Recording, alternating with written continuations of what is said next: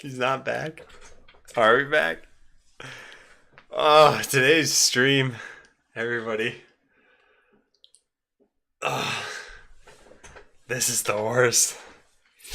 Okay, we did it. I think. Now we just do some other things. I didn't expect it to take that long. The old OBS, whatever I used to use, which is I thought the same thing as that I was currently using. It used to have a way to force reconnect. Shuan had it not pre-recorded. Can't do that. This is pre-recorded. Hey, Sir Fry. Okay, well, how do we turn this off? And then configure this. Thanks, Tech. Extra 200 bits for destroying my own stream. How kind of you. All right, here goes nothing. So now we just have this start up. Docker machine ls. Docker machine. Can we just say start my VM1? Okay. Here goes nothing.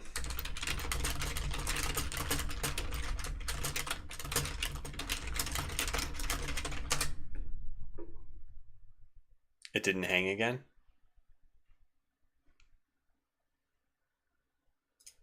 Oh, is this gonna work? Did I get it working this time? I don't think I need this online at all. Although I don't think I should have ever killed this. That's what I don't understand. Yeah, it worked that time.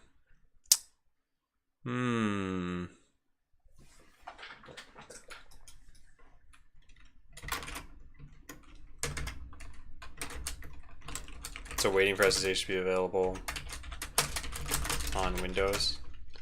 This likely means that you didn't create a new virtual switch in Hyper-V.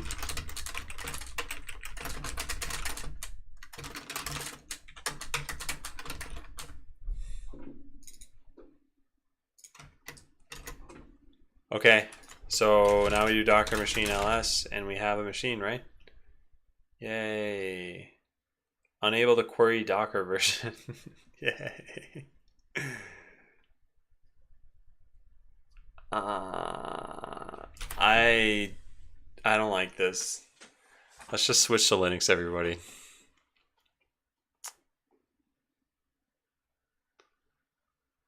Yeah, this sucks.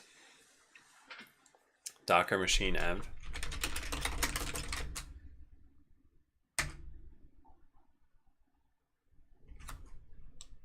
What? What would this do? Is there something else I missed in here? Oh yeah, after rebooting. Create the nodes of Docker machine and the Microsoft Hyper-V driver. Start an elevated PowerShell. Docker machine create. So I didn't do that.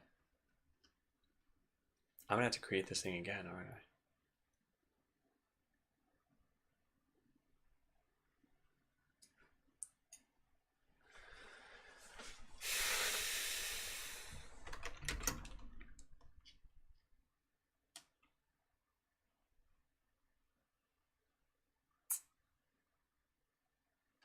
Yeah. Well, maybe we should try making my VM too.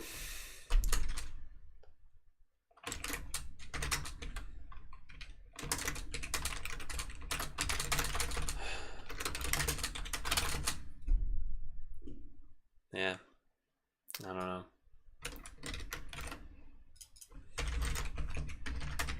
Unable to query Docker version on Windows.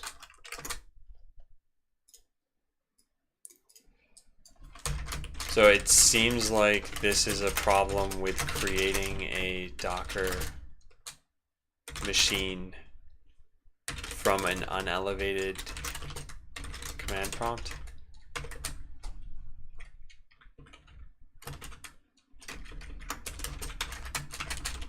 So 1 elevate, 2 run this.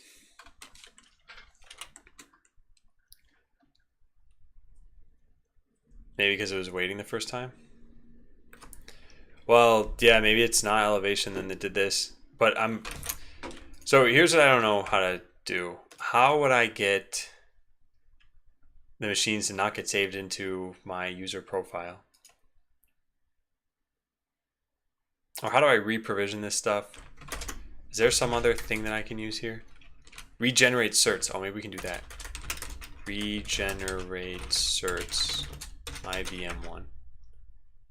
This is irreversible. Yeah, I mean, it's not like I'm doing anything else here.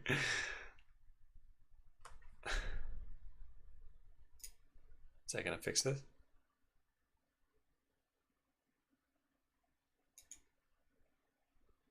Huh. And maybe we do have to do this from an elevated command prompt. So I'll try this. This may not work. I'll try it from an elevated command prompt. It also may not work, but then we can maybe update the notes. So the thing I wrote about Docker NAT is just totally wrong. We'll call it primary virtual switch.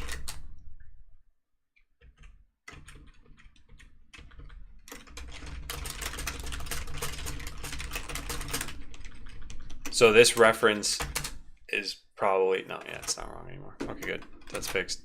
So this, detecting the provisioner. So this Moby Linux VM, can I delete this? Tell me, Bing. Can't start up after deleting this in Hyper-V manually. Guess you can't do that, huh?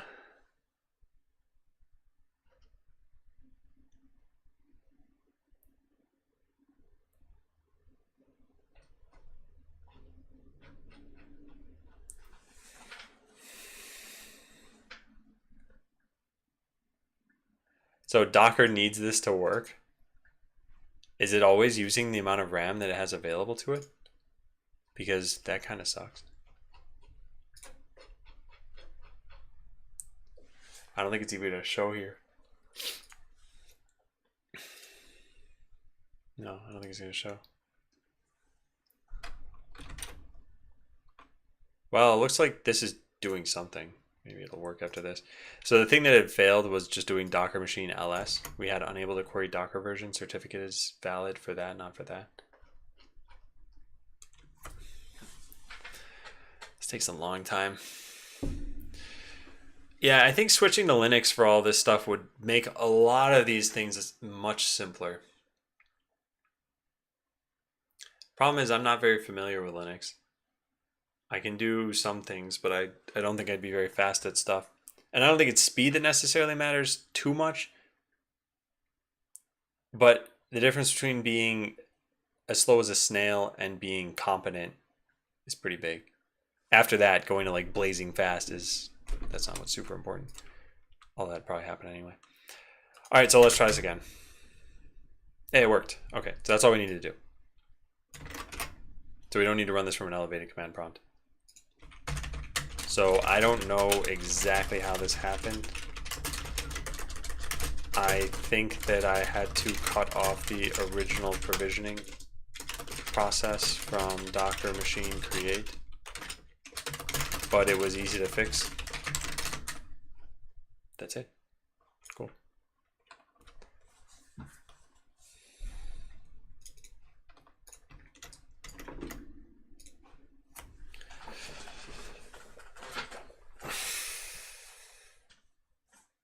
Two whales walk into a bar.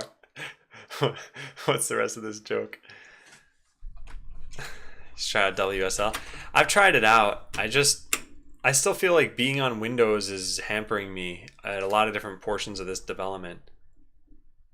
And I don't know how much it's helping me. Like, sure, I'm used to it. And when it comes to just developing, everything's fine. When it comes to every other part of developing, it's all much more difficult.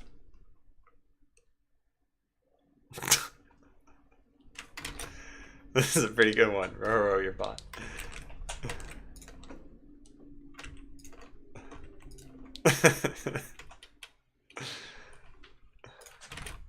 I thought it was funny even without what was probably the final punchline. Just the first one's still funny because it makes me think stupid whale. Alright, well, I think we can connect to this. I think we can run different things on it. I need to figure out how we're going to do this. I guess we set up... Yeah, I guess we set up the env stuff that we want. So we just do this. Then we run the command that we get from here. All right, and then can we run the image like so? Unable to find image. I have to build it first, but it's going to be trying to building it. It's going to try to build it in the container that I have. So I think I need this. Drat. Wait, what? Why is it redoing this now? Oh no! Is it because of? No, I don't know what's going on.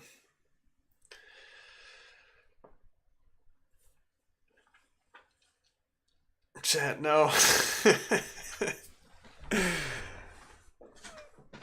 I think the whale puns are fine. There can't be that many, right? They'll all blow over soon.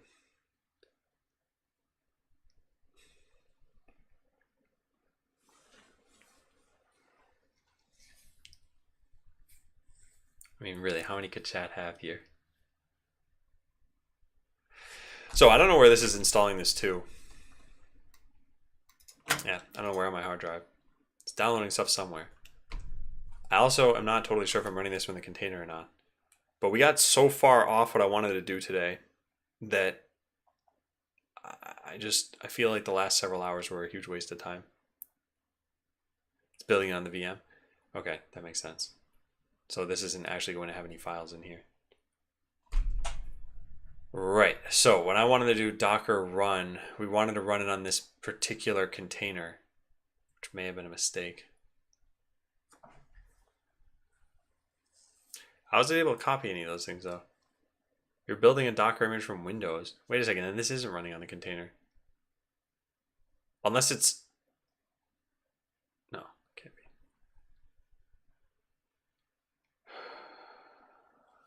Well, let's try running this. See what happens. I don't know. Now what? Can we go download stuff from this? I'm gonna try to log in. It's probably gonna fail. Oh, that's not good. Connection refused. Oh, I never ran over the port.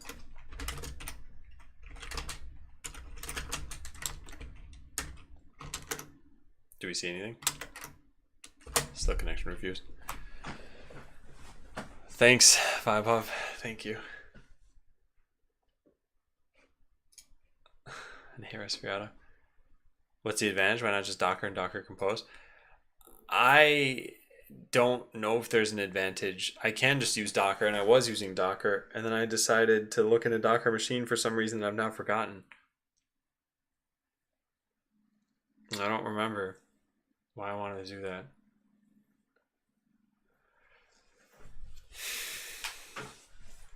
Can I try that into the localhost? Yeah, I can.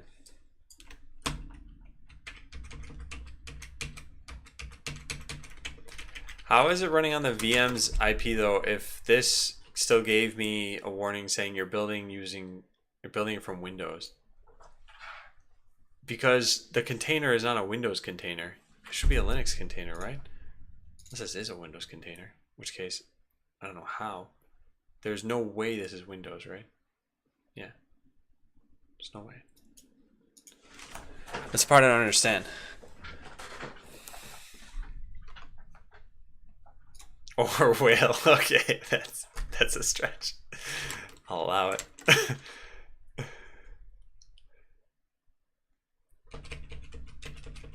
Alright, well, we'll do npm config set registry 4873 and then try that out. I don't think it's going to change anything. Right. So this very likely has an empty config file. And I also probably can't ever log in like this anyway. So how about we back up a step and we try running this the original way, which was Docker run. Oops. Bot Land Verdaccio. This should fail to start because I never stopped the old container. Maybe. I don't know.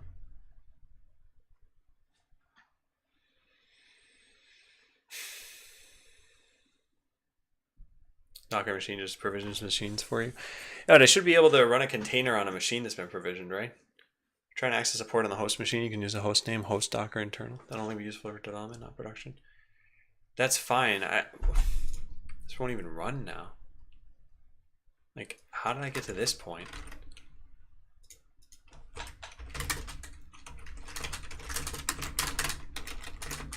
It built, right? No, this whole thing just stopped. I think it's because of the VM that I had over here. Did I delete something? I forgot if I did. This is using Docker NAT at least. That part's fine.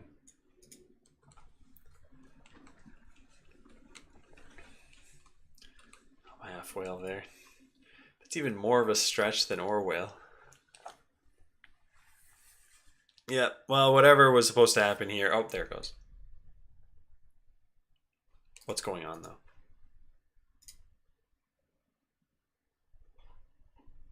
There's so many of these here.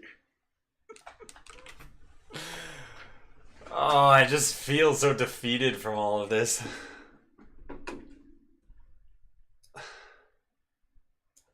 I feel like I messed up my computer.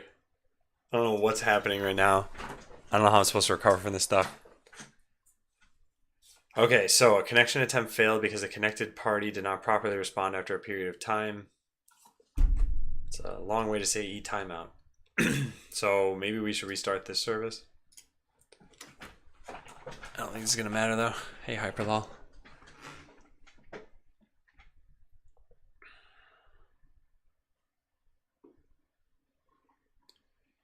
Reinstall Linux. I wonder if I just started the stream up tomorrow and I was on Linux. I wonder how much I would have to wrestle with everything. What on earth did I come back to? I don't know. I don't know what happened. This all totally went off the rails. It went off the whales. I'm sorry, everybody. I had to say it. Yeah, I'm waiting for the whale to finish here. It says Docker's restarting. Hey, Rafa. Also, my stomach is killing me. I don't know why. I had like a normal lunch, but it hurts so bad. Okay, it finished. Let's try this out now. Okay, good. This is finally working, and I'm guessing this is gonna work. Okay, we did that. Now we try this. And we should see a request over to here. Yes, good. So now we type in a username of Adam, password, adam@bot.land. Okay, let's not forget that. It's my name. It should be pretty easy to remember. Internal server error, could not put user in a database. Permission denied.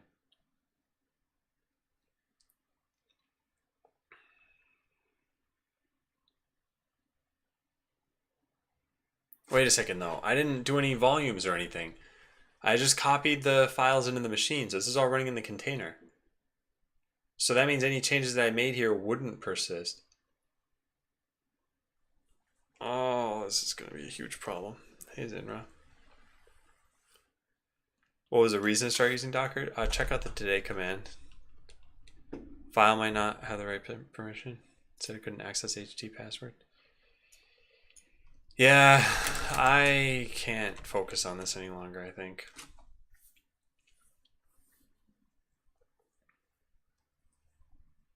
Using Docker for Windows at work. And hey, Roman. And Broba. Yeah, I could try some more things here. I feel like I'm just thrashing against things right now. So we ran into a permission issue. I guess we need to figure that out. Figure out permissions issue with HT password. So I never used volumes. In the image that I make, I just copy config.yaml and HT password over.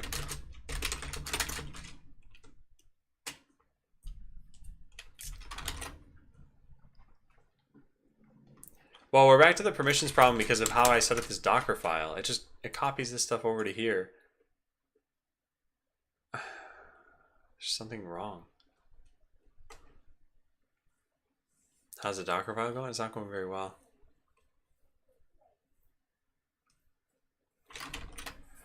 So do that from inside the container. I guess we can SSH into the container. Should be able to do that from here. Docker machine SSH. My VM1. Give it the right permissions in the Docker file. Do I have to do that though? Because they had something over here. I wonder if I can find this. They had a Docker file here. And they just add config.yaml. Workdir, yeah, so same thing. They specify a different user, which I shouldn't have to do because the base image should do that. And then add this stuff and run start.sh, which unless start.sh configures permissions, it doesn't. I don't think that's necessary. I might be missing something here though. Well, let's take a look. Oh, there's not even a folder here? Oh, I'm not running on this VM. Oh, God.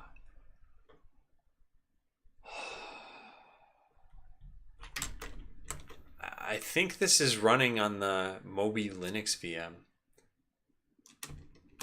I don't know how to access this. You knew via Docker exec. Your image bash. Wait, the problem is that I can't SSH into the container that I just made because I don't know, it doesn't show in Docker machine. I am not Tig. I was having fun right up until about 2 hours ago. Then everything went like horribly wrong. And it all happened with Docker on Windows. I was using it all on Linux and everything was fine. And I don't even remember what caused me to switch to Windows. Docker ps-a. Oh, can I just SSH into the container directly? I shouldn't be able to do that, right? No, I don't think that works.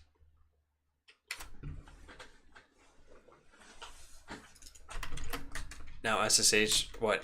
Using what? There is other command. I don't know what the other command is. I think I'm being incredibly dense right now. I feel, okay, so here's what happens. It's like if someone came up to you and punched you in the face, you probably couldn't just ignore that, right? You probably have a hard time being like, yeah, how are you doing today after that? I feel like I was punched in the face. I feel like I'm trying to move past this thing, but I am very internally frustrated by this stuff. And I'm just not thinking clearly.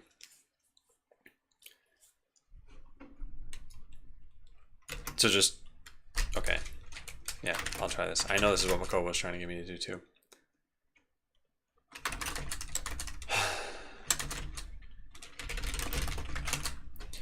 So this container is the only one that's actually running.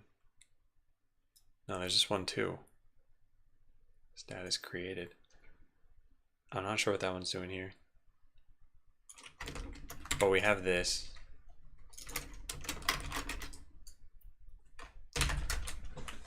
Oh, there's HT password. So I guess this is pretty helpful.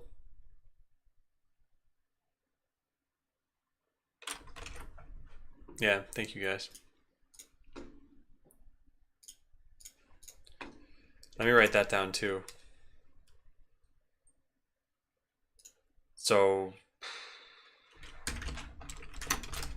running commands on another machine / container. If you don't even have a machine necessarily, easy Docker on Windows, I guess. You can just run a shell in the container.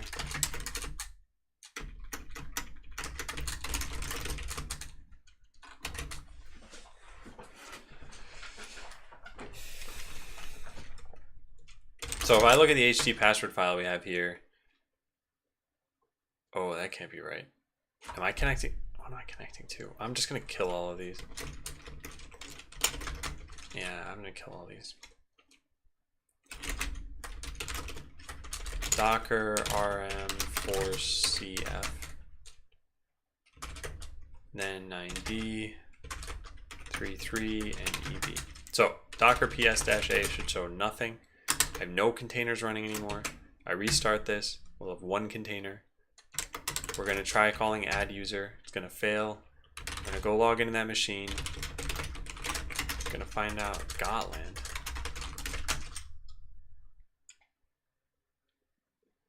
Yeah, this is failing. Cool. So we're getting permission denied.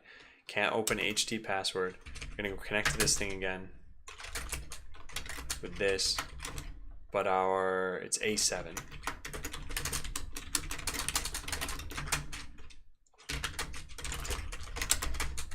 So there's that. And what do we have for permissions here? Oh, I see. It's, yeah, this is, I guess, what Windows was talking to me about. Yeah, it's owned by root, right? And so we don't have write permission to this. So if I do change mod plus W for HT password, sudo not found.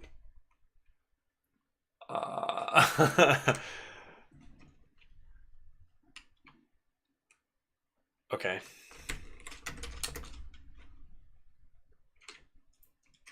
SU dash. Should an SU not be found either though? Must be suid. If exin.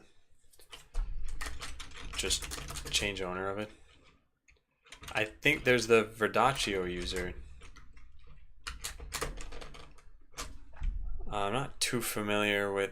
Wait, why can't I just do this though? Oh, because it's owned by root, right? And I can't switch to that because, huh?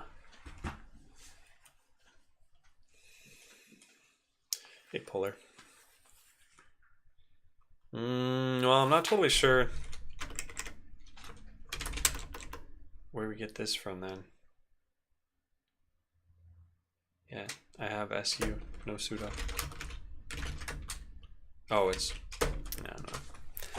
Did I add files to the Docker file? Yeah, I added them. I just didn't configure the permissions correctly. And it warned me about doing this from Windows. And I guess we should just go read what the warning is instead of whatever I'm doing. So exit out of this. And then run the build process again. This says you're building a Docker image from Windows against a non-Windows host. Recommend to double check and reset permissions for sensitive files and directories. Yeah. And hey, RZP. You could rebuild and run change owner.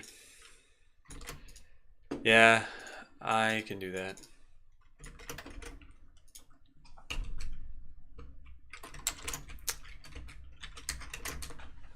Before the copy, just add the user. But why wouldn't I just change the ownership after copying it? I don't know if you can combine this. I don't even have a VM up and running.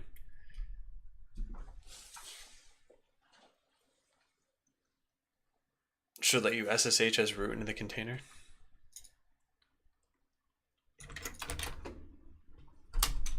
Wait, this. Forgot the container ID. Like I said, I'm like super frustrated right now. So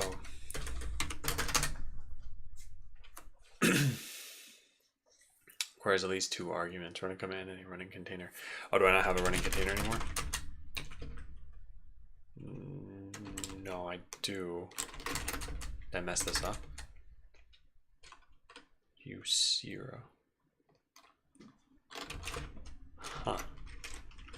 It should be this.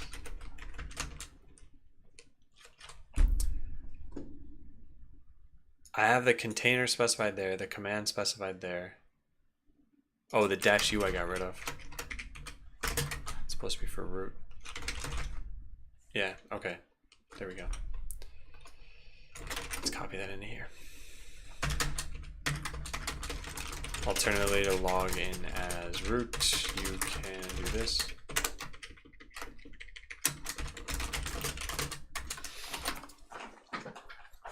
There's an option for setting the owner user directly with the add and copy command. Oh, cool. Okay. Yeah, I should go take a look at that then. There's the reference for Docker files. I can find that here. And what are we using? We're using copy. Okay, so if we go to copy. Wait a second. This is supposed to be the full reference. Oh, gotta scroll down to here, I guess. Dash change owner user group. So how do you figure out what group you're a part of on Linux? I think who am I should do that, right? Like dash V.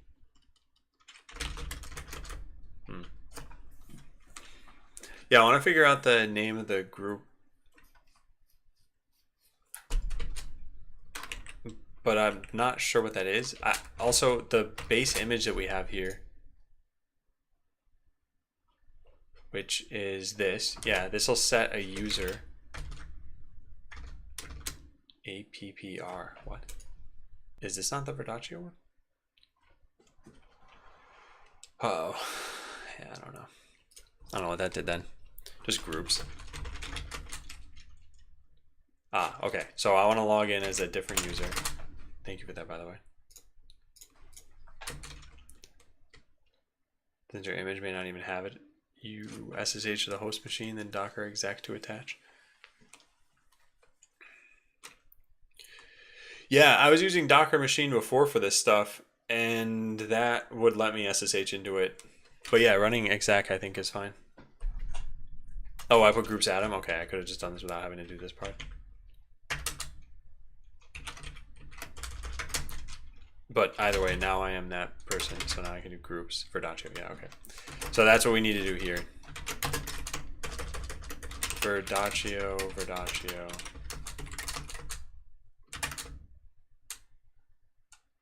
And we don't need this stuff. We go rebuild. And then I try running this over here. Yeah, it's gonna give me that same error. This will fail because I never stopped it. So docker ps-a docker rma7 dash force. And now we can restart it. Whoops. All right, good. And then we try logging, it's still gonna fail. No, actually it shouldn't fail this time. It should just work because it's got the right permissions on that file. No, permission denied still. So I did mess something up.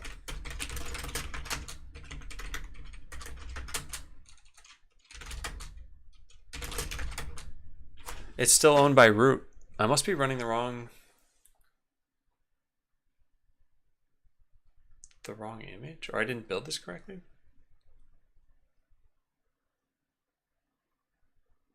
Huh. Remember username, otherwise commands will run as root. I didn't know if using, well anyway, yeah, so I guess we'll say user Verdaccio here. It's probably good to explicitly state this stuff. It doesn't work on Windows or something like that? Did they? Used to build Linux containers, it will not work on Windows containers. It's a Linux container though. It's just being run from Windows. I don't think this would be a problem. But I messed something else up.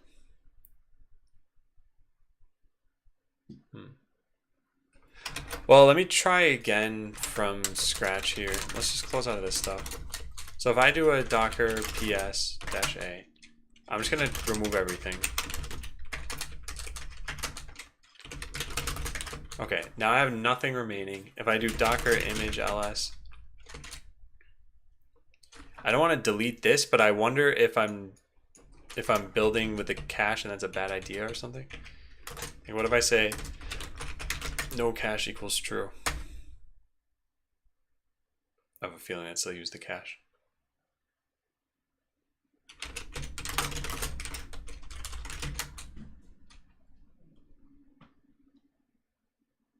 It has the wrong image.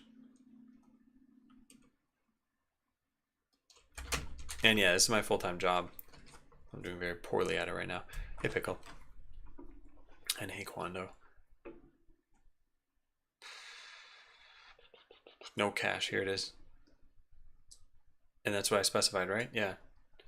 Although, I mean, I put equals true, but that's where the documentation had at one point. I wonder if this needs to go before this.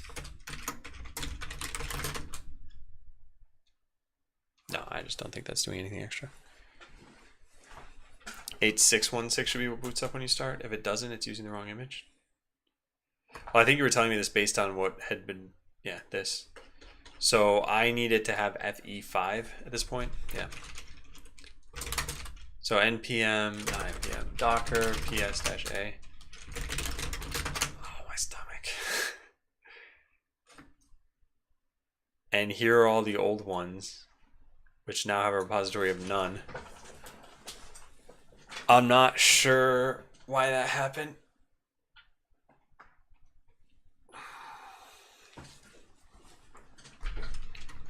But yeah, let's try launching a new instance of this. And then when we do docker ps, oh, what? Port is already allocated. That's not possible. I don't have any, oh, what? Those shouldn't be running. Docker rm60f.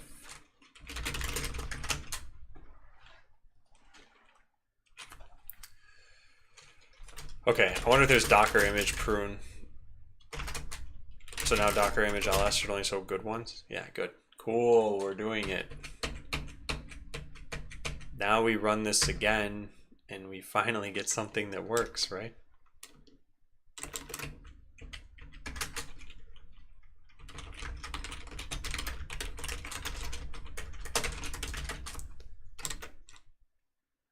No, it still says it can't open this. But if we do, how do we figure out what image this is running with? It says Botland Verdaccio. We only have the one. Is it the correct SHA? I don't know how to check that. Image ID is here. C0. No, that's wrong. That was 19 minutes ago. Oh man. All right. Yeah, that's a bummer. Any progress? No. Let's kill that again. Let me try to remove even this image. Yeah, let's just delete everything. Docker image rmfe. Wait, that was 24 seconds ago though. What happened? Am I running on? Oh, this is the env thing, isn't it? Oh, darn it. Okay, let's close out of all these tabs. Let's just start over here. Yeah, I think it was the env thing that was messing up. I don't think I was building where I thought I was that whole time. So we're gonna run the build command again and not be in env this time. So now if I do docker image dash ls, this shows the one I just built and then none. So we can prune the old one from 20 minutes ago. Now there's no way we're gonna try using that in the future. So when I run this, we might get a port problem. No, that's fine. And then when I come out over to here and do an npm add user, it shouldn't have permissions issues anymore. Yeah, it worked. All right, that took me entirely too long.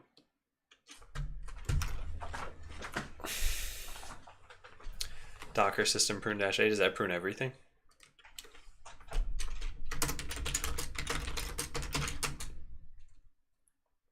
Remove unused data. I don't feel good about this. I still have so much to do, I think. So now if I go to that HT password file, we should see that Adam is in that now. Kobo, thanks for subbing. There have been much better streams than this one.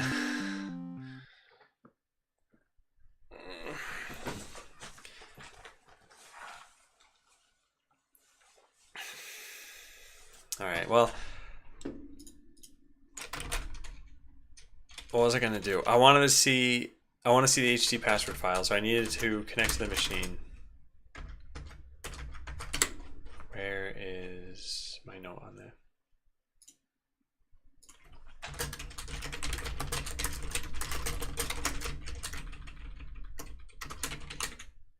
There. All right. Hey, you Coco. Welcome back. We now have my cobot. So if I run this on the container, You know how it feels to debug this sort of stuff for days? This is my life as well, minus judging eyes of 150 people. I don't usually mind having an audience for this. I think the problem is this. When I run into issues, when I'm alone like this, it's okay to just be frustrated. But every time I'm frustrated in front of an audience, I feel like I am detracting from the stream's quality. And I don't like doing that. And I'm generally in a pretty good mood. But then hours and hours of struggling with Docker is going to put me into a bad mood, I think. And it's always difficult to recover from that. And being on for so long during the week is very draining. So that's what I feel bad about here. It's not that I spent so long working on this necessarily. Oh, that kind of sucks too, I guess. I don't know. Let me just take a look at this. So we're going to connect to this thing now. And from here, we have the password file. And this now has this in it. Okay, so it uses a deterministic hash for the password. And this does not contain email address in it anywhere. So they might have changed how Verdaccio works with this. Hey, Pico. And Wicked Blue Ninja. Well, I'm glad you guys have been learning and enjoying this. You're probably enjoying it more than I am right now. Anyway, I'll try to snap out of it. There's another hour and a half left in the stream, so I'll try to not be a salty streamer for that time.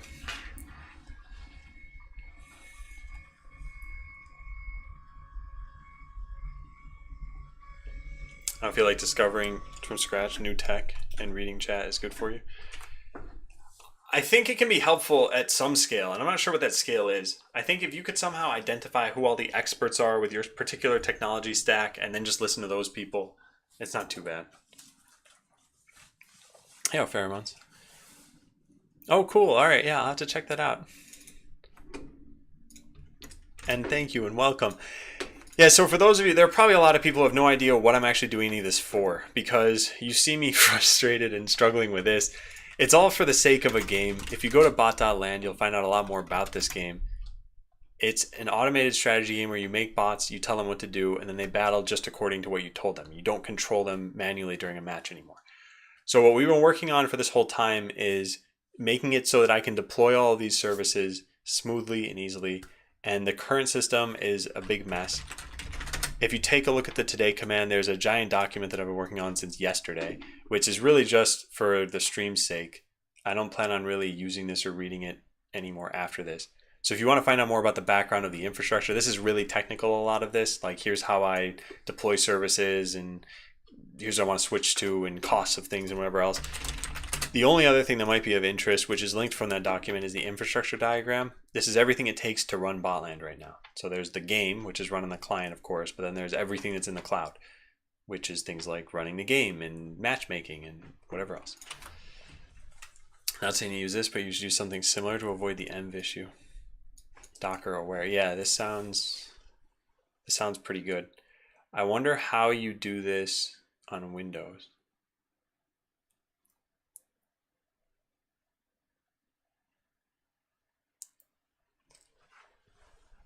Provides a hint of the Docker host you're using in your command prompt. Does this work on Windows? Because I have a pretty strong feeling that this doesn't exactly. I think you can change your prompt in command prompt, can you? But I don't know if you can do it per change drive, change prompt. Oh yeah, set prompt. Okay, so then we can combine the two. Let me just try something out over here. Set prompt equals whale.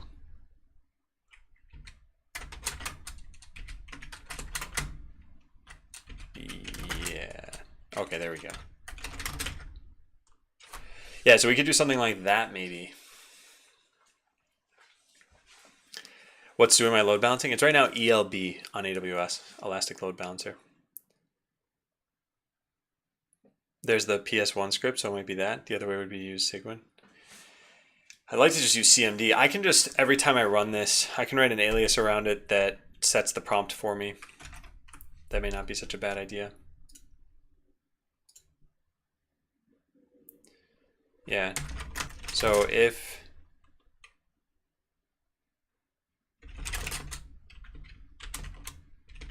if you're going to do this, you'll need to know that you've done it so that you don't shoot yourself in the foot. E.g. by trying to run a build command from within a container. So it sounds like this can help with that. In command prompt on Windows, you can just do something like set prompt equals whale.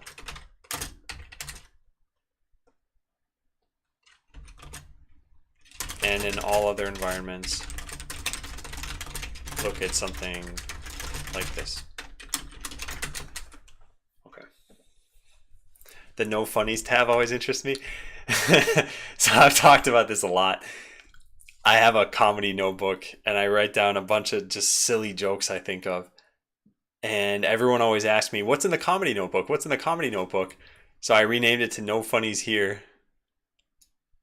And that way people would stop asking me. You're actually, I think, the first person to comment on that who didn't already know about it. Hey, Traffic. Yeah, basically read some environment variable, if set, change your prompt. Yeah, so I think what I should do is I should probably write an alias for this over here. So we'll write docker env.cmd. So the machine will just be %1. So if %1 equals empty, then go to error, go to EOF, error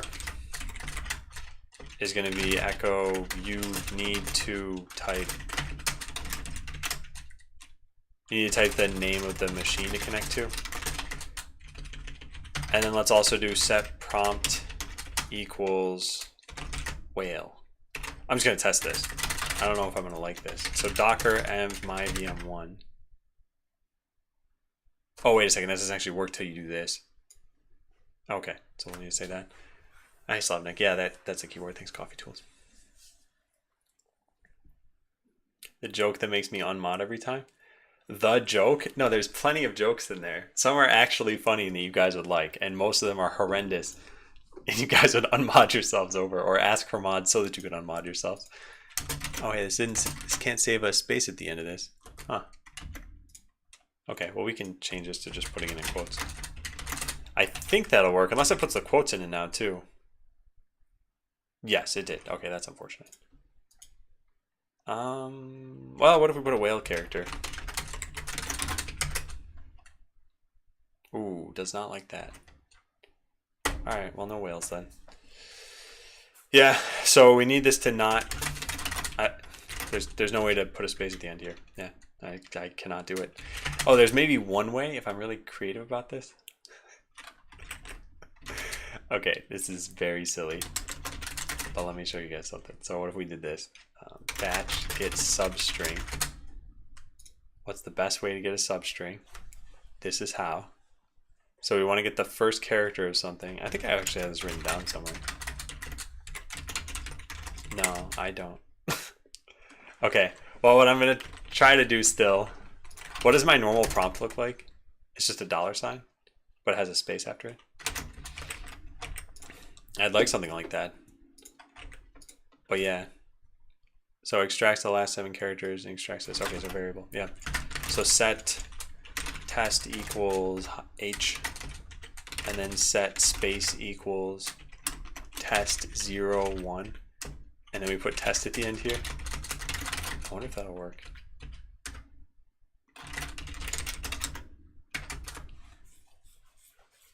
Why is it still trying to put a whale in here? Huh, I feel like I borked that.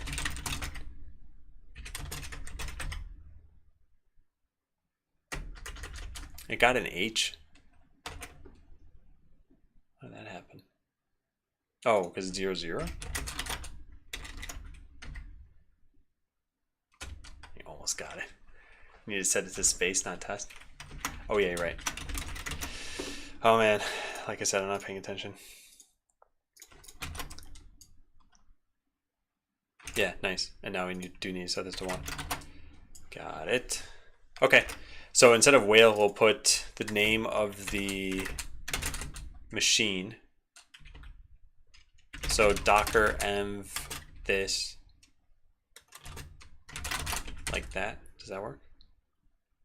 Yeah, cool. Okay, so not too bad. And then we just need to write one other thing here. So colorize, don't forget to run the last command that just printed out. I'm not gonna have that do that automatically.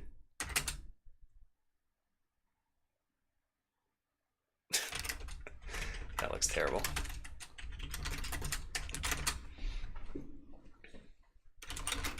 So I'll put this into my Docker note. None of this matters.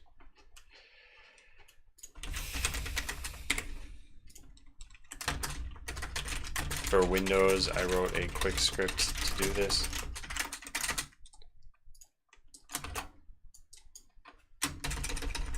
There.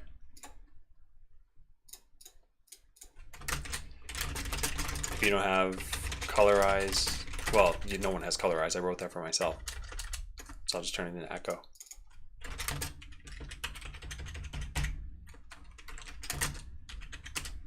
There. All right, so then whenever I run docker env, I should just remember to do this. And it'll make it slightly more obvious. I could also have it change the title. Yeah, that's not too bad. So I've changed the title too. Docker env %1. There. So I start a new thing, docker env my VM1. The arrows don't work, so get rid of those, I guess.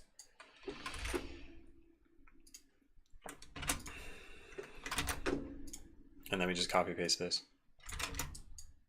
Yeah, and I got the right title, and it's all set up. So now if I do something like docker ps, there's nothing running on this. Yeah. Yeah, I could get the output, get the substring of this, cut out the REM, and then run this, but I don't feel like doing that right now. So now I won't run into that same trap that I ran into the first time.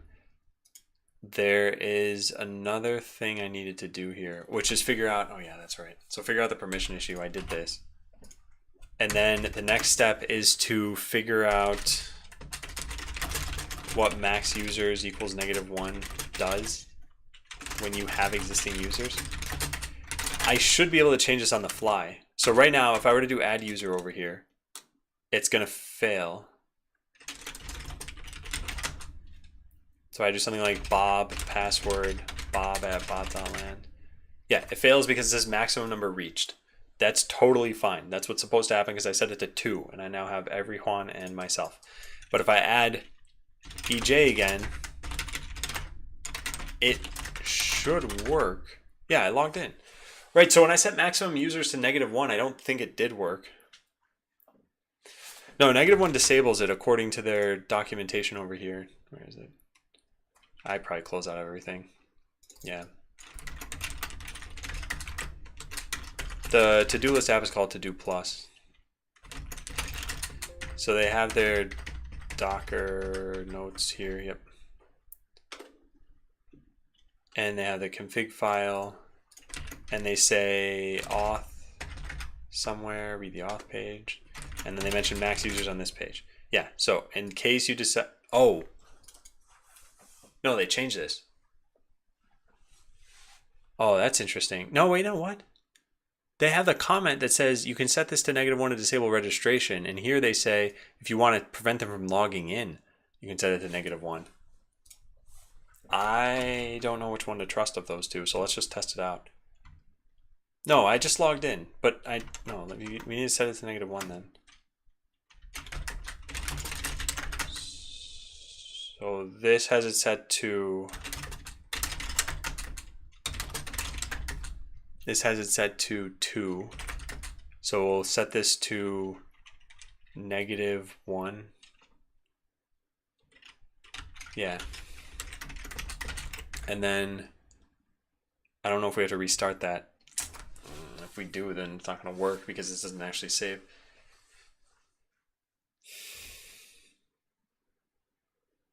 In case decide to not allow users to. No, what I'm saying is it says this in 2 different spots. In case you decide not to allow users to log in, and here it says you can set this to -1 to disable registration. And I used to have it set to -1 back when it was Sinopia. But I don't know if I now need to restart this. So I guess let's try Let's try logging in as Adam.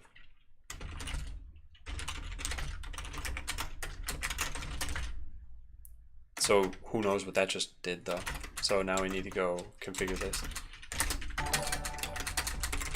Oh, MP, thank you for the raid.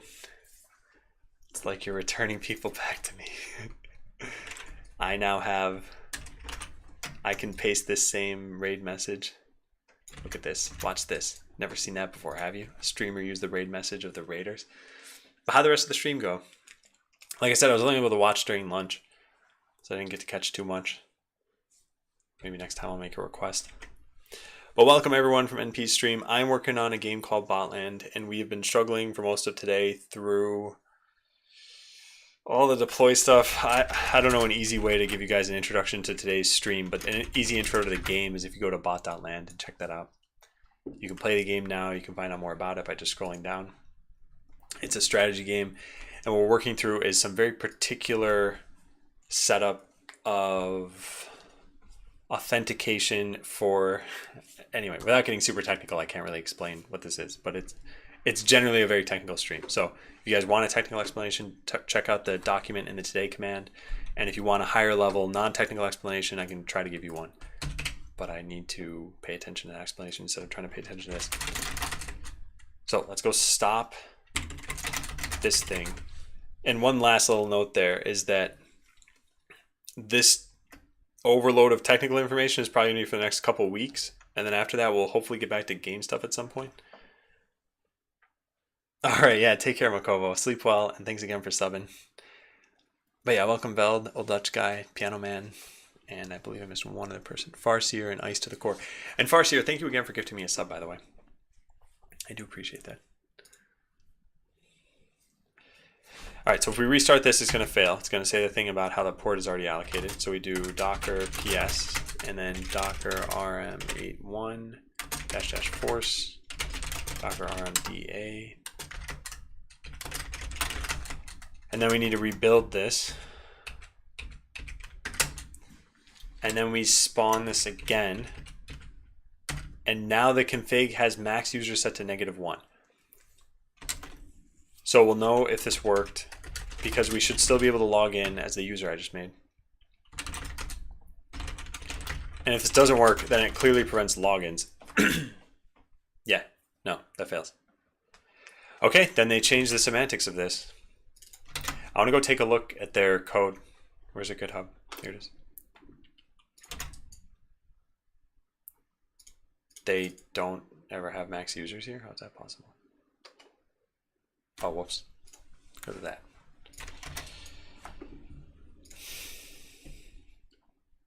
Oh, was not expecting that. Translated docs? Huh. Interesting. Well, I just want JavaScript. Couldn't find any code. What? It says 1 right there. When I click this, how could it say we couldn't find any? Why would it say this here then? Huh, that's a bit strange.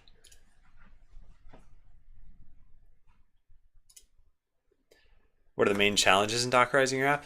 Well, step 1, which is the biggest challenge, is just learning Docker at first. And when I say the biggest challenge, I mean the biggest challenge I've encountered so far. And it's only because I haven't really used Docker. The last time I tried was in 2016. And after 2.5 years, I don't remember anything of what I had done. So it's been about 2 days of trying to use it right now. And I'm just getting familiar with how everything gets set up. After that, I would say that everything in theory is pretty simple. So it's probably going to be smooth sailing after I get most of the basics down. And then you have to worry about orchestration, which is one container is probably not helpful on its own. Most people want to be able to scale their applications, have multiple containers, have multiple services talking to each other. And that's where orchestration comes in with things like Kubernetes and, oops, I'm going to go to the pronunciation. I just meant to go to, this. So orchestration software like this, or Docker Swarm, or Amazon's ECS.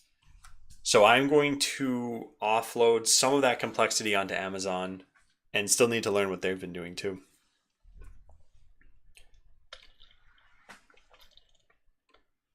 Got deleted? Oh yeah, you're right. It's a good call, Tofu. Yeah. I deleted that user. So if I try logging in as everyone, that should actually work.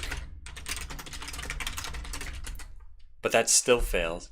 And I can't, okay, so there's two different things we need to do here. So it seems like it disables login.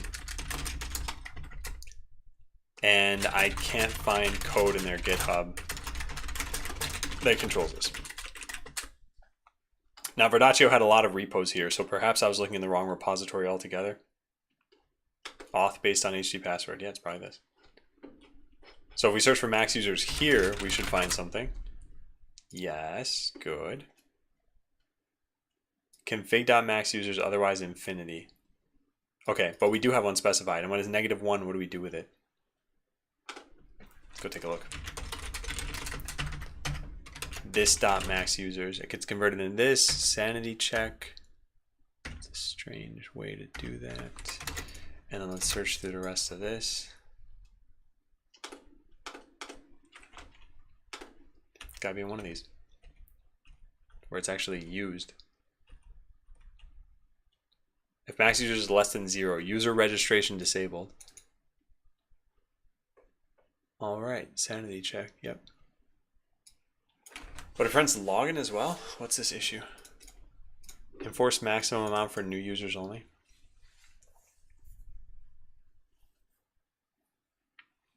When the maximum amount of users is reached, Verdaccio HT password returns, oh man, a 403 error when existing users try to log in. Is PR supposed to fix that?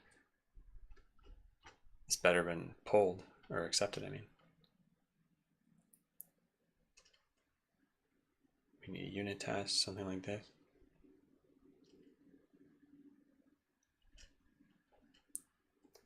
I looked at this issue a while ago, I think.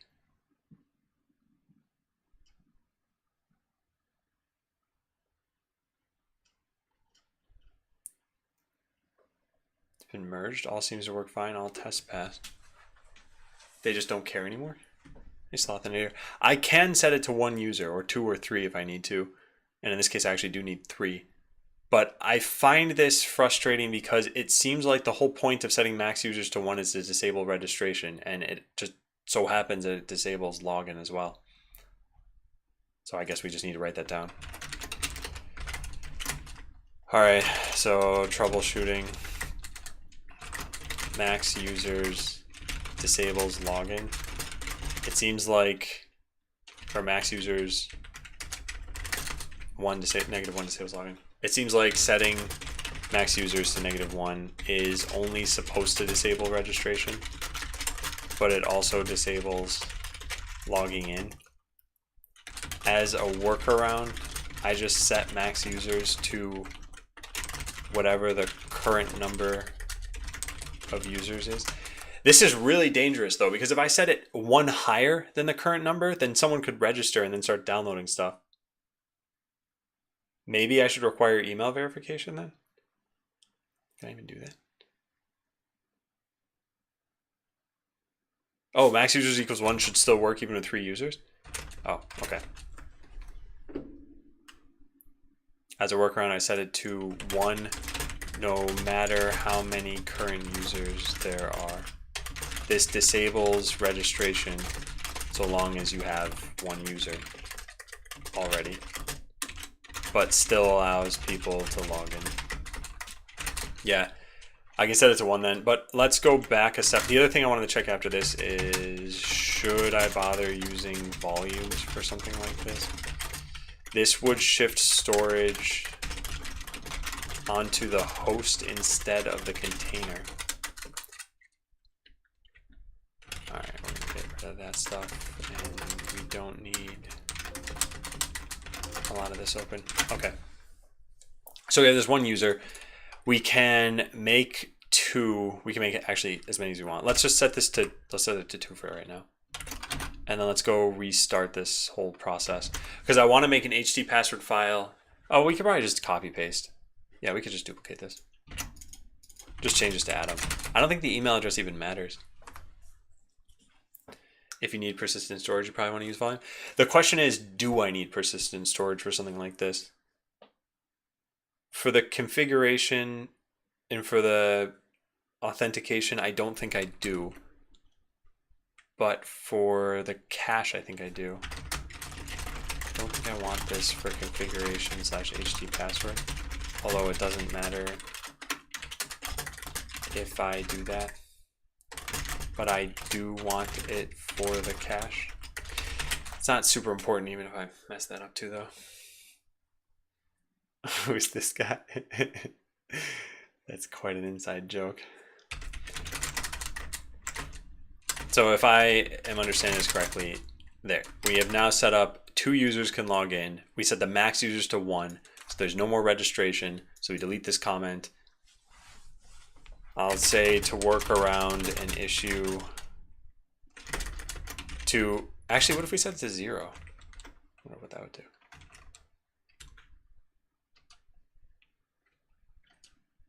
Oh, let's try them both out. You can just use that command to add a user if that's a thing on Windows. I don't think it's on Windows. No, I don't have it. But yeah. Even for the cache, it doesn't sound like a requirement. I agree. I don't think it's absolutely necessary. I just think it might be nice to have. How are we looking? Are we on Fargate yet? No.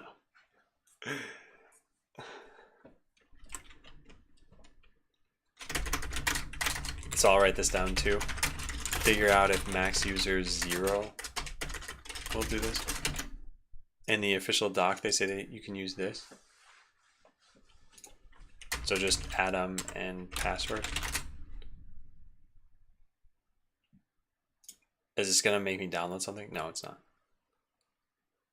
Copy the text into your HT password file. Remember, 1 per line. They use a different hash here. Huh.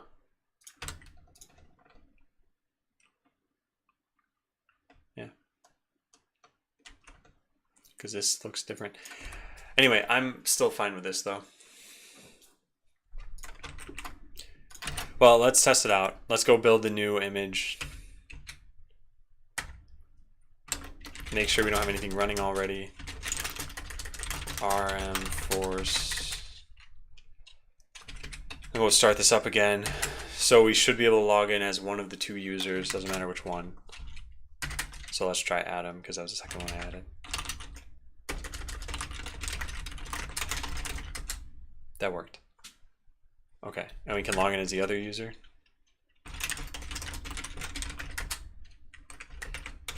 The email shouldn't matter? Yeah, right.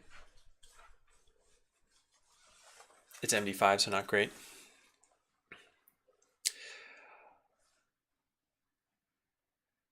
Verdaccio, okay. I can make an HT password file ahead of time so that Verdaccio can hopefully just read what I had there.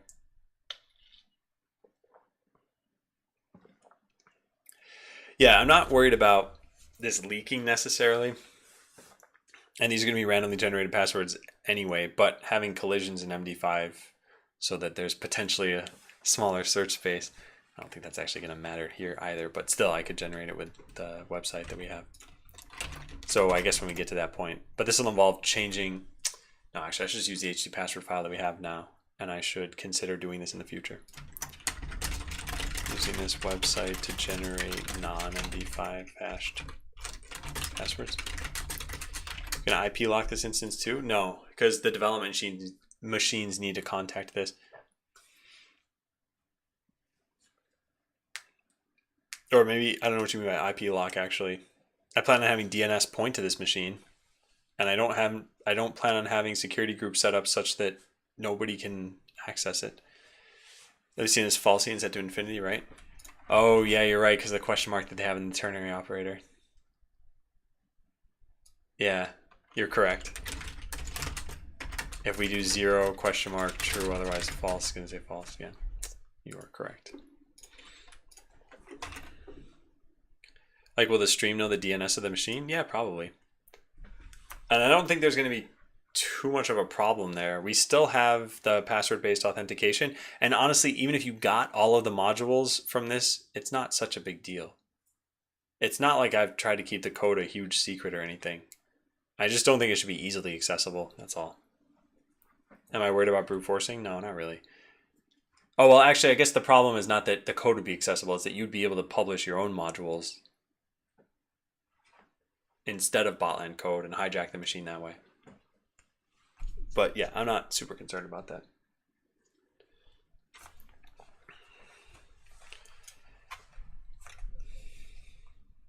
Anyway, figure out it so it won't.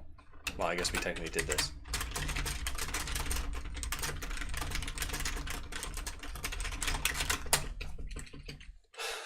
So what did we learn? Set this to 1. Yep. Note that you can't set it to 0 since that will allow infinite registration. Thanks to this line of code.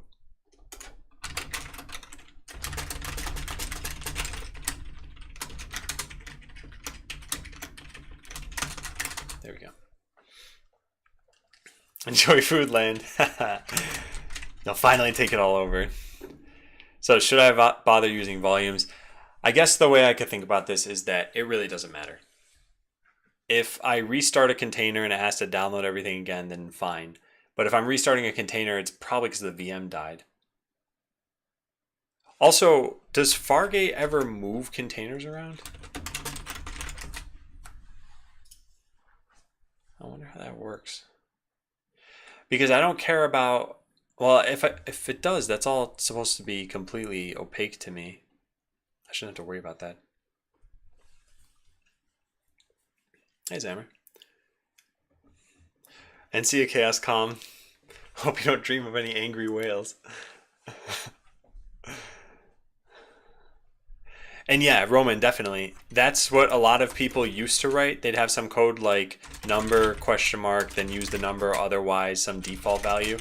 But then when your number is 0, it would end up using the default value. So you really should use something like Lodash's default to, number, default value. And then this will work exactly how you'd want it to. Does data need to be shared across containers if you would scale up? So in this case, the one thing that we're configuring here is Verdaccio. And I don't know if you're familiar with Node, but if not, just consider anything that uses packages. So what Verdaccio is for is, actually I guess I have a command for this. Verdaccio is a module repository, and I only want one for any number of different machines that there are. Verdaccio needs to scale per developer, not per game player. So this scales based on number of developers. And the reason why is because the number of deploys we do is probably based on, actually it's probably just static. Probably doesn't matter how many developers we have. Probably not doing that many different deploys. But the number of installs on dev machines, that's where this machine comes into play.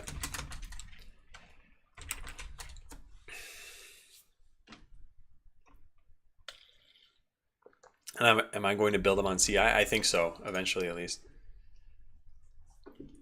Okay, well then what's the next step here? So should I bother using volumes? Let's just cancel this.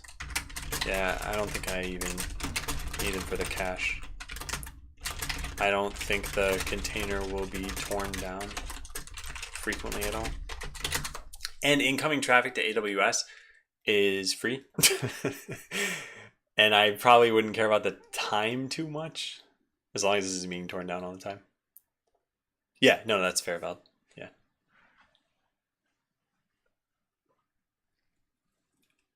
Yeah, okay, great. So get Docker machine to be able to list the VM that I'm using. We got that finally. Docker machine ls. It took a lot of struggling, but we got that. So those things are done. Get the original config and HTTP password from Azure. We're not going to do this on stream. This is potentially sensitive. Then make a config file. Here's an example. We did that. Make a simple HTTP password file. We did that. So this thing still needs to be done. Set it up how I want so that auth works, plugins are configured. Yep, that's all done. So publish to ECR. Figure out where to put any intermediate files. And then actually launch a container. All right, we got a couple issues. So one, I don't know where I'm going to put these intermediate files. Right now I have config and HTTP password. They're not private now, but this is eventually going to be very sensitive data. And so I want to put it somewhere and there's going to be something that's going to probably need to build this image for me. So I imagine I just make a repo that has these two things in it, and that's it. I'll just write this down. This is my plan at least. Make a new repo that just has config.yaml and htpassword. Well, I guess all three. That has config.yaml, htpassword, and the Docker file. And then something needs to pull that repo, run this command right here,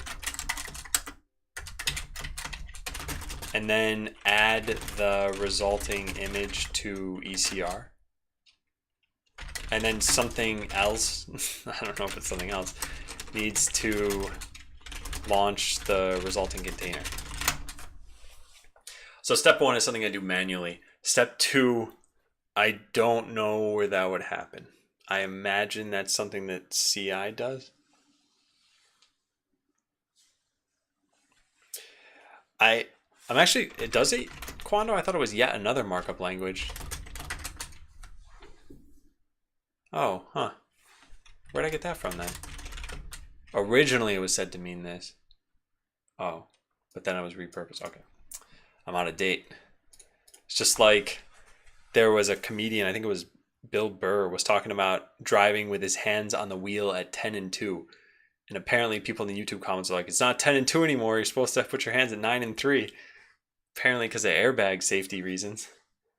You don't want to get your hands blown into your face and just punch yourself in the eyes if you get in a car crash.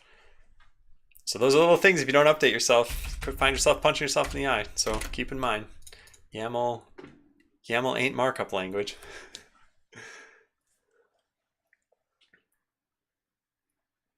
It's great, EJ. We keep those in the same repo in a Docker folder. And yeah, we don't do that for passwords usually.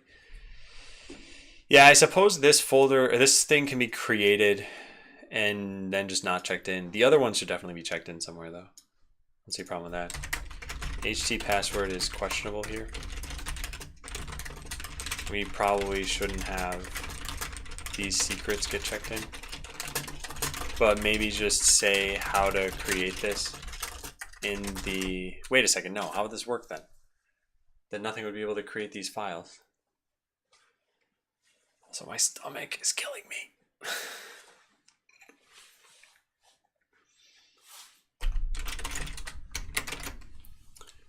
We use envers.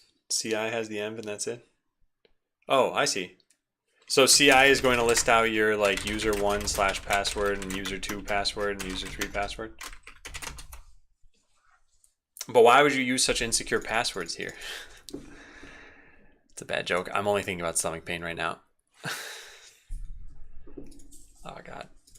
I didn't even eat anything unusual. It was quinoa and vegetables.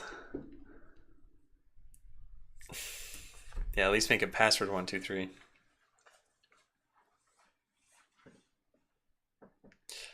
Okay, well that sounds fine. Then CI, which is what would eventually build this, would have the usernames and passwords all stored. Yeah, I am probably going to stop streaming actually because of this. Which I only been online for, oh, well, this says 2.5 hours, but I'm pretty sure it's been 7. Because I started at 8:40 and it's now 3:45. Yeah, use the half day command. Let's get some mileage out of that. So what else do we have to do after this though? So this would be CI that does this. And then something else needs to launch the resulting container. I guess CI does that too, unless it's already running. Unless it got updated. It would probably need to see if this was already running somewhere though. Then launch a container. Yeah, update DNS. Need to update DNS after that. All right, well, I feel like I did the majority of the tasks that I can do on stream for this particular step. There are still some other bits I could maybe do, but things like editing CI is not something I should probably do on stream. Ignore CI, use a custom HT password. And learn the AWS part first? Okay.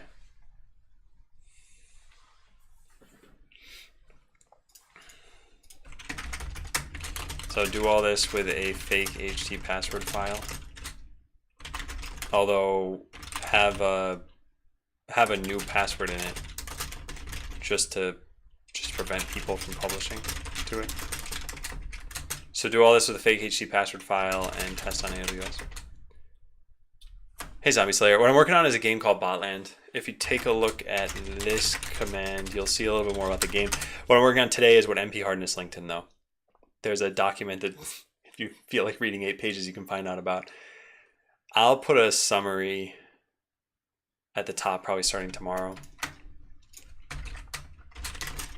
Put a summary at the top of the today document for new people to the stream. When you know how to run and what you want to run, CI the thing? Yeah, okay. So then the question is, what is CI's responsibility for this?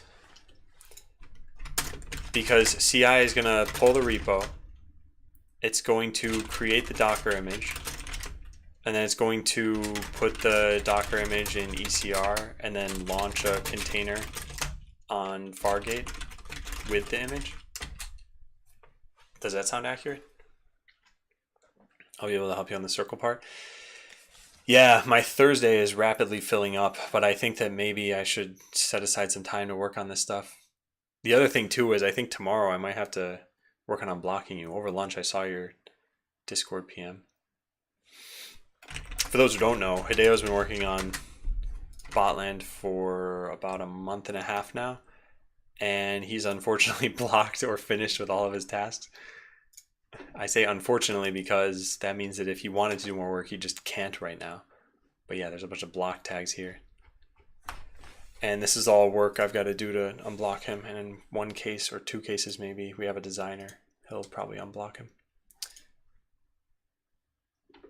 But yeah, if this sounds pretty reasonable, then at least I've got a good idea for my notes for what I need to do here.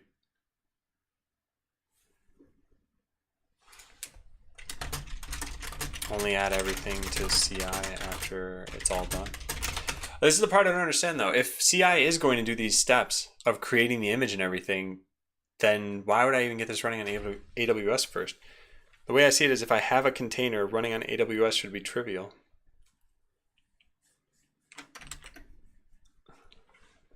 Huh. Oh well. Chicken and egg. So I think one of the other things we're going to have to do after this, which I'm hoping to get to tomorrow, is try containerizing the overseer. Figure out logging. What else do we have written here?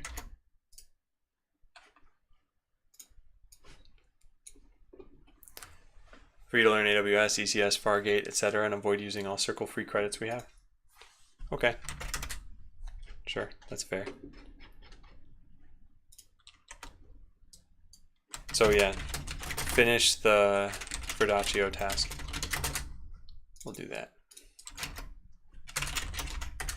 Reason. Thanks, Hideo. And then yeah, figure out logging. I want to write down the tasks that are going to happen tomorrow. Because like I said, my stomach it's in bad shape. I'm going to have to go pretty soon. Where are the rest of the tasks that we had here? Here. So this is where we'd started. Document every part of this process. I don't think we're going to have trouble with that. That's what I've been doing for the last couple of days. Figure out what's going to happen logging. Yep. And I guess figure out what needs to happen for this. So try containerizing. Maybe try containerizing a simple node application first.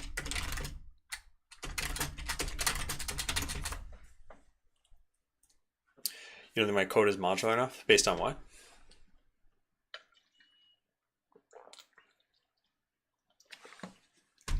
With 1 hour, we'll run out of credits.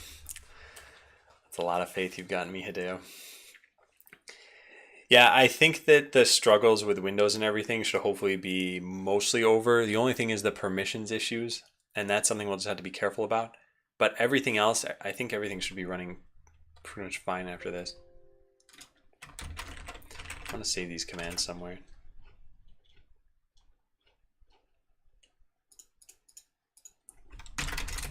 Well, update CI to point to this. Update CI to pull the repo, run docker build, add the container to ECR, and start a machine on AWS, if not already started. That's going to be pretty tough. It's one of the things I'll need to figure out too. So make sure we learn how to do all of the steps that CI would do. E.g., hey, can we make italics here? Nope. Only starting a new container if necessary.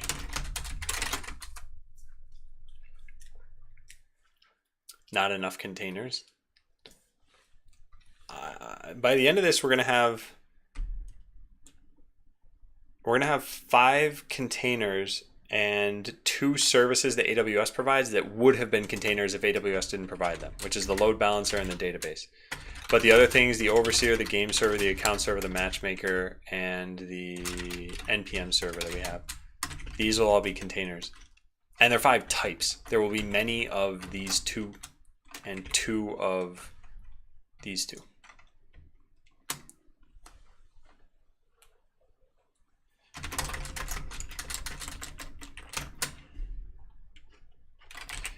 Yeah, I don't have any more leads on what to do when it comes to containerizing the overseer here. I think it's really just get the code and call node on it. Try to use multi-stage builds to cut down on the time it'll take for this.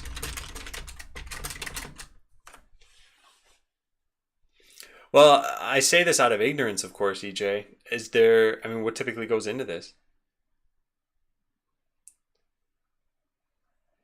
And also, I wonder if there's other considerations that should be made. For example, should we run tests inside of this container? And yeah, should I do that? Because to run tests in here would be to install a bunch of other things, like MySQL. And that's just like stopping me from doing that. It's a multi-stage build, so I could do that and then run the tests and then remove it. Yeah, Andre, you can use italics in the description. Guess you just need to wait for a bit. Oh, yeah, you're right. That's weird. Huh.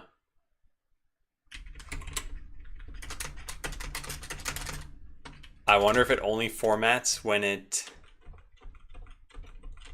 I guess you just can't use multiple cursors to set it up italics or else it doesn't work. So if I make this into parentheses and change them into... Oh, no, it does work. Okay, I don't know. Wait, so then there isn't necessarily anything else? Should we run... Why would you test in the container? You'll run the node alpine docker image, which we're already using to test the code.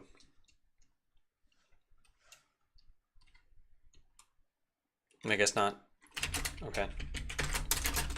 No need to run tests in the container since CI is already going to do that. All right, I gotta get going. I really need to lay down. I think, I don't know what's going on with my stomach, but it hurts a lot. So let me start my wrap up with saying a couple things. One, tomorrow we're gonna keep working with the containerization tasks. I think this is probably gonna take another few days at least. We're not going to get to orchestration stuff until at least next week because of that. And that's it. That's the schedule. It's just this stuff for the next 2-3 weeks. So I don't think this is going to change. And then I put the social links in there. There's Discord and Twitter. I don't know if you guys want to follow or anything. It's appreciated. Never necessary, of course. And I think... Man, I don't want to spend a ton of time trying to find who to host because I want to go. So let's host Raimu. Yeah, so I will talk to you guys later. I'll see you guys in about probably like 17 hours. I'll be back online. Eat some bananas. Yeah, I gotta go get bananas first though. But yeah, take care. Have a nice night. Thank you guys for all the support. Thanks for dropping in. And I will see you guys later.